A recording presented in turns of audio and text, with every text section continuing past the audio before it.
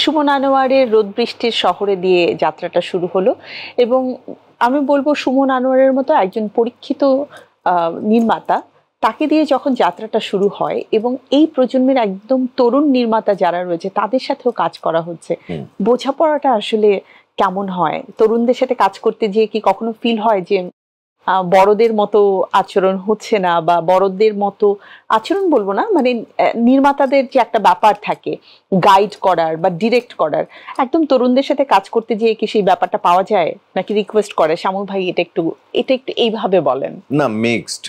যারা কাজ ভালো বোঝে তারা ঠিকঠাক মতোই বোঝে, এবং তরুণ হোক পুরাতন হোক যেই হোক, কাজ যে বোঝে তার কথাতেই বোঝা যায় যে সে কাজ বোঝে এবং সে ঠিকঠাক গাইডটা করতে পারে।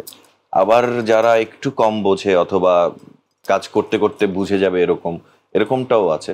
তো তখন হয়তো একটু সাপোর্ট দেয়া লাগে যে কি দরকার, কিভাবে কি করলে ভালো হয়, তখন এই বুদ্ধি পরামর্শ একটু নেয় বা দেই, এটাতে অসুবিধা নেই। কিন্তু মিক্সড, সব জায়গাতেই মিক্সড।